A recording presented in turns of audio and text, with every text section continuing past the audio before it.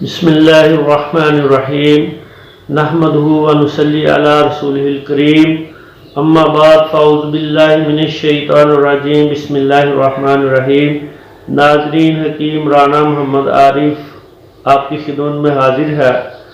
اگر آج کی ویڈیو آپ کو پسند آئے تو وہ لوگ جنہوں نے ابھی تک ہمارے چینل کو سبسکرائب نہیں کیا وہ ضرور ہمارے چینل کو سبسکرائب کریں تاکہ نیکی کی دعوت جو ہے وہ دوسرے لوگوں تک پہنچ سکے۔ ناظرین، قرآن حکیم کے اندر اللہ رب العزت نے ارشاد فرمایا، یا ایھا الذین آمنوا اتقوا اللہ حق تقاتہ ولا تموتن الا وانتم مسلمون۔ اے ایمان والو، اللہ تعالیٰ سے ڈرو جس طرح کہ اللہ تعالیٰ سے ڈرنے کا حق ہے، اور جب بھی تمہیں موت آئے تو فرما برداری کی حالت میں موت آئے۔ رسول اللہ صلی اللہ علیہ وآلہ وسلم کے زمانہ میں حضرت عمر رضی اللہ تعالیٰ عنہ وہ اسلام لانے سے پہلے، اور ابو جہل جو رسول اللہ صلی اللہ علیہ وآلہ وسلم کا چچا تھا، انہوں نے دعوت اسلام میں بہت بڑی رکاوٹیں ڈالی۔ آپ صلی اللہ علیہ وآلہ وسلم کو نہ صرف زبان سے تکالیف پہنچائی بلکہ آپ صلی اللہ علیہ وآلہ وسلم کو اپنے مال سے، اپنے وقت سے اور ہر طرح سے بہت زیادہ تکالیف پہنچائی۔ آپ صلی اللہ علیہ وآلہ وسلم کو دکھ دیے، تکالیف دی۔ آپ علیہ الصلوۃ والسلام پر دین اسلام کی دعوت کے بدلے میں ظلم و ستم کیے گئے۔ آپ صلی اللہ علیہ وآلہ وسلم نے ایک دن ناظرین ہاتھ اٹھا کر اللہ رب العزت کے حضور دعا کی، یا مالک و مولا، یا اللہ عز و جل، تو اسلام کو قوت پہنچا۔ کس کے ذریعے؟ اے میرے رب، اے میرے مالک، ابو جہل کو ایمان عطا فرما دے یا عمر کو ایمان عطا فرما دے۔ پس رسول اللہ صلی اللہ علیہ وآلہ وسلم کی دعا کو اللہ تعالیٰ نے حضرت عمر رضی اللہ تعالیٰ عنہ کے حق میں قبول فرمایا۔ حدیث پاک میں آتا ہے، کفار مکہ نے ایک میٹنگ کی، ایک کمیٹی بلائی جس میں انہوں نے فیصلہ کیا کہ رسول اللہ صلی اللہ علیہ وآلہ وسلم کا آج کے بعد کام تمام کر دیا جائے گا، یعنی ان کو صفحہ ہستی سے مٹا دیا جائے گا۔ ان کے قتل کا ناپاک ارادہ کر لیا۔ فرمایا کون یہ کام کرے گا؟ حضرت عمر کھڑے ہوئے، فرمایا یہ کام میں کروں گا۔ لوگوں نے کہا کہ اس بات میں کوئی شک نہیں کہ بے شک آپ ہی اس کام کو سر انجام دے سکتے ہیں۔ چنانچہ حضرت عمر نے تلوار لی، گھوڑے پر سوار ہوئے اور آپ صلی اللہ علیہ وآلہ وسلم کو اس دنیا سے ختم کرنے کے ارادے سے نکل پڑے۔ راستے میں قبیلہ بنو زہرہ کا ایک آدمی، غالباً جس کا نام حضرت سعد بن ابی وقاص رضی اللہ تعالی عنہ تھا، ان سے ملاقات ہوئی۔ دیکھا کہ آج عمر بڑے غصے میں ہیں، روکا، فرمایا عمر آج کہاں کا ارادہ ہے؟ فرمایا آج میں محمد صلی اللہ علیہ وآلہ وسلم کو نعوذ باللہ ختم کر دوں گا۔ اس پر حضرت سعد رضی اللہ تعالیٰ عنہ نے کہا کہ کیا بہت بڑا ریاکشن ہوگا؟ کیا تم نہیں جانتے کہ بنو زہرہ، بنو عبد مناف اور بنو ہاشم اس کے بدلے میں آپ کو قتل کر دیں گے؟ بس یہ بات کہنا تھی کہ غصہ بڑک گیا، آگ بگولا ہو گئے، بہت زیادہ غصے میں آ گئے، طیش میں آ گئے۔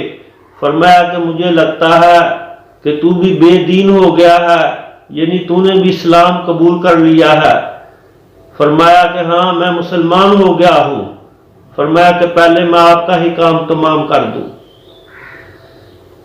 حضرت سعد رضی اللہ عنہ نے تلوار نکال لی، حضرت عمر رضی اللہ تعالیٰ عنہ نے بھی تلوار نکال لی۔ تلواریں آمنے سامنے لہرانے لگی، قریب تھا کہ ایک دوسرے کے اوپر تلواریں چل جاتی۔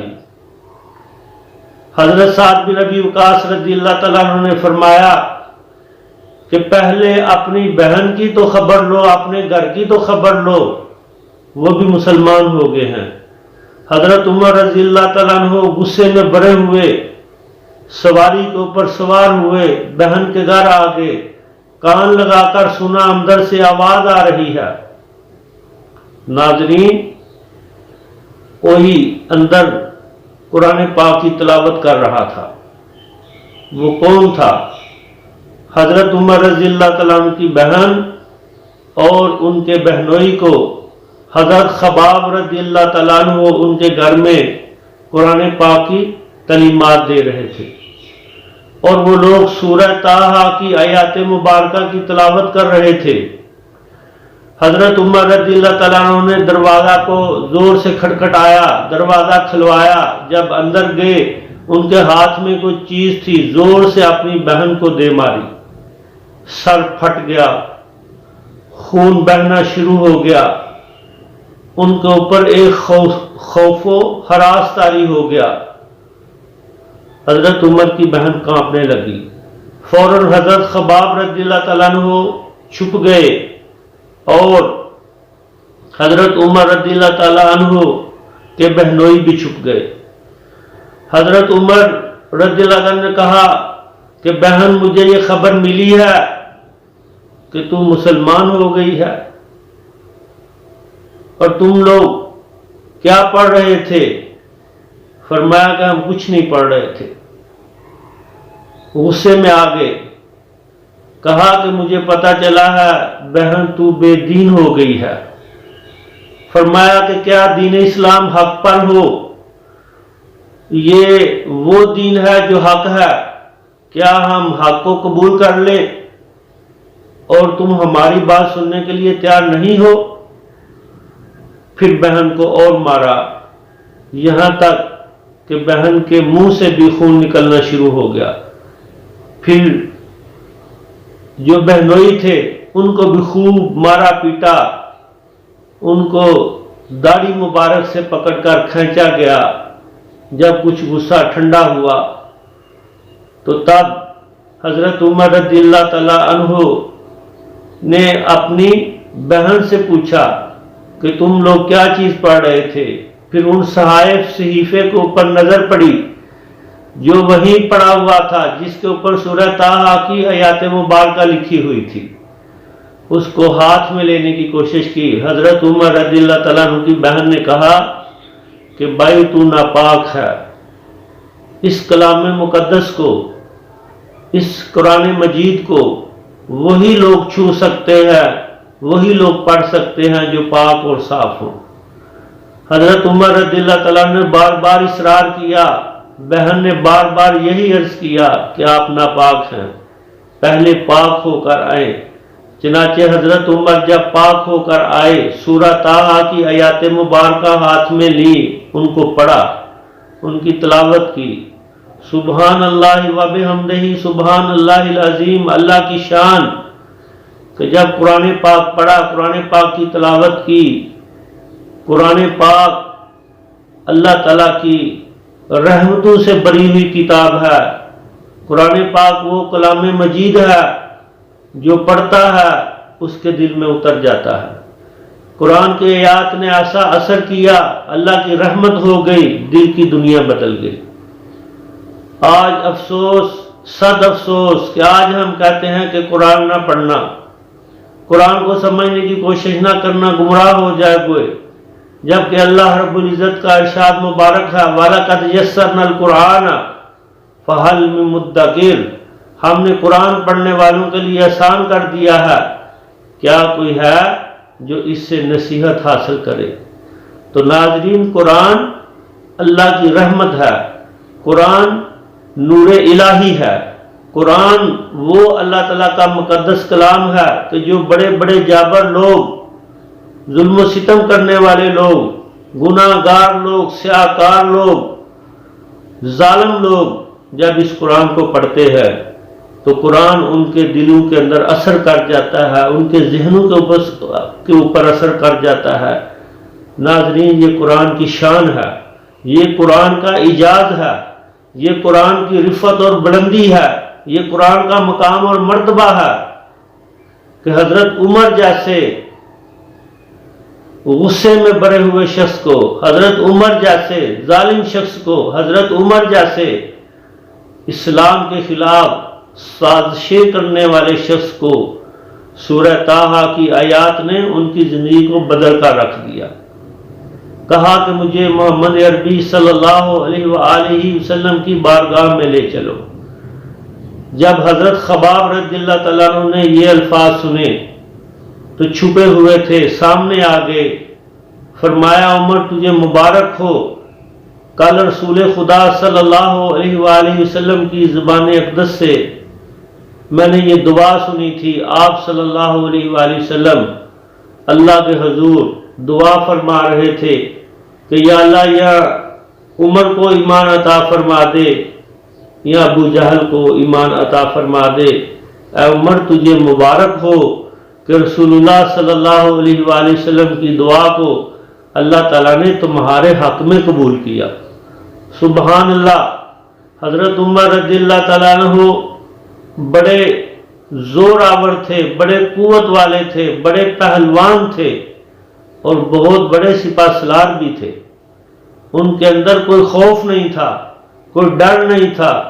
چنانچہ جمعہ کے دن صبح کے وقت رسول اللہ صلی اللہ علیہ وآلہ وسلم کی بارگاہ اقدس میں حضرت عمر رضی اللہ تعالی عنہ حاضر خدمت ہوئے اور رسول اللہ صلی اللہ علیہ وآلہ وسلم سے ملاقات کا شرف ملا۔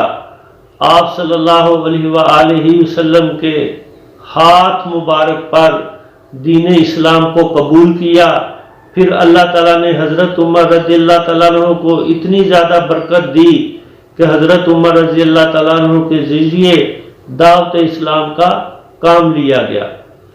آپ نے شب و روز جب تک زندہ رہے دین اسلام کی دعوت کا کام کرتے رہے اور لوگوں تک اللہ تعالیٰ کے دین کو پہنچایا، جہاد بھی کیا، اللہ تعالیٰ کے راستے میں تلوار بھی چلائی، فتوحات بھی حاصل کی اور دنیا کے اندر انصاف کو قائم کیا، اسلام کی اصلاحات نافذ کی اور لوگوں کو ایک اللہ تعالیٰ کی اطاعت اور بندگی کی طرف لے کر آئے اور رسول اللہ صلی اللہ علیہ وآلہ وسلم کی شریعت کے اوپر لوگوں کو لے کر آئے، شب و روز محنت کی اور اس دنیا سے جانے تک حضرت عمر رضی اللہ تعالیٰ عنہ نے شہادت حاصل کرنے تک میرے بھائیوں دین کو شرق سے لے کر غرب تک اور شمال سے لے کر جنوب تک اللہ تعالیٰ کے دین کو پہنچایا۔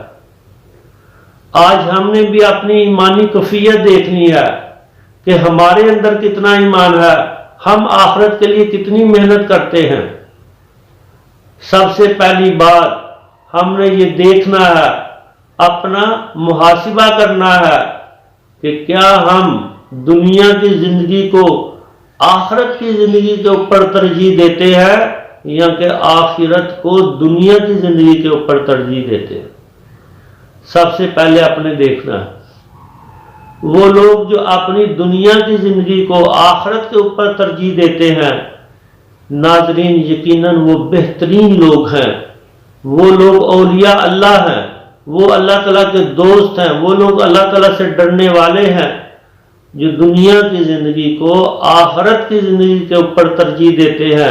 وہ دنیا کی زندگی کو اس طرح گزارتے ہیں تاکہ ان کی آخرت کی زندگی بہتر ہو جائے، تاکہ وہ جہنم کی آگ سے بچنے والے ہو جائیں اور جنت میں داخل ہونے والے بن جائیں، وہ جنت کہ جس کا اللہ تعالیٰ نے اہل ایمان سے وعدہ کیا ہوا ہے، وہ جنت کہ جہاں جہاں تک انسان کی نظر جائے گی وہاں وہاں تک جنت ہی جنت ہوگی، وہ جنت جس کے اندر دودھ کی نہریں ہیں، جس کے اندر کوثر کی نہریں ہیں، جس کے اندر شہد کی نہریں ہیں، وہ جنت کے جس میں شراب طہورہ ہے، وہ جنت کے جس کی زمین مشک سے بنی ہوئی ہے، وہ جنت کہ جو انسان اس کے اندر خواہش کرے گا، اس کی خواہش کو اللہ تعالیٰ کی طرف سے پورا کیا جائے گا۔ جس کی چوڑائی زمینوں اور آسمان کے برابر ہے، وہ جنت کے جس میں کسی کو ایک بار داخل کر دیا جائے گا، خالدین فیہا ابدا، وہ اس میں ہمیشہ ہمیشہ کے لیے رہے گا۔ تو میرے بھائیوں، یہ جنت جو ہے وہ آخرت کی محنت سے ملے گی، یہ جنت جو ہے وہ قرآن کو سمجھنے سے ملے گی، یہ جنت جو ہے وہ قرآن کے اوپر عمل کرنے سے ملے گی، یہ جنت جو ہے وہ دین اسلام سے محبت کرنے میں ملے گی، یہ جنت دعوت کا کام کرنے میں ملے گی، یہ جنت لوگوں کو نیکی کا حکم کرنے کے بدلے میں اور برائی سے منع کرنے کے بدلے میں ملے گی۔ یہ جنت میرے بھائیوں ان لوگوں کو ملے گی جن کے اخلاق اچھے ہیں، جو معاشرے میں لوگوں کے نفع کے لیے کام کرتے ہیں۔ میرے بھائیوں، یہ جنت ان کو ملے گی جن کے اپنے رشتہ داروں کے ساتھ تعلقات اچھے ہیں۔ میرے بھائیوں، یہ جنت ان کو ملے گی جو اپنی زندگی کو ایمان کے اوپر بسر کرتے ہیں۔ ناظرین، اگر آپ کو ہماری یہ ویڈیو پسند آئی ہے تو دی پیغام چینل کی طرف سے آپ اس ویڈیو کو سبسکرائب بھی کریں، لائک بھی کریں اور دوستوں میں شیئر بھی کریں، اور ہمارے اس چینل کے بارے میں لوگوں کو بتائیں تاکہ ہر گھر کے اندر اصلاح ہو سکے، ہم ایک بہترین معاشرے کا قیام کر سکیں، اور ہم جب تک زندہ رہیں ایمان کے ساتھ زندہ رہیں، اور جب تک زندہ رہیں دین اسلام پہ زندہ رہیں، اور جب ناظرین ہم اس دنیا سے جائیں تو اللہ تعالیٰ کے فضل و کرم سے، اس کی خاص رحمت سے اللہ تعالیٰ ہمیں ایمان کی دولت عطا فرمائے، اللہ تعالیٰ ہمارے ملک پاکستان کو سلامت فرمائے، اللہ تعالیٰ ہمارے ملک پاکستان کو بلندیاں عطا فرمائے، اور کفر کے ناپاک ارادوں کو اللہ تعالیٰ نیست و نابود فرمائے۔ انشاءاللہ تعالیٰ جلد ہی ملاقات ہوگی۔ اپنا خیال رکھیے گا، اپنی صحت کا خیال رکھیے گا، اپنی نمازوں کا خیال رکھیے گا، اپنے کاروبار کا خیال رکھیے گا۔ اللہ تعالیٰ ہم سب کا حامی و ناصر ہو۔ اللہ تعالیٰ ہماری دائیں سے بائیں سے آگے سے پیچھے سے حفاظت فرمائے۔ بے شک اللہ تعالیٰ سب سے بہترین حفاظت کرنے والا ہے، اور اللہ تعالیٰ ہمیں حضور نبی کریم رؤوف رحیم سید الانبیاء امام الانبیاء تاجدار مدینہ صلی اللہ علیہ وآلہ وسلم کی ذات اقدس پر کثرت کے ساتھ درود و سلام پڑھنے کی توفیق عطا فرمائے۔ وما علینا الا البلاغ المبین۔ صدق اللہ العظیم۔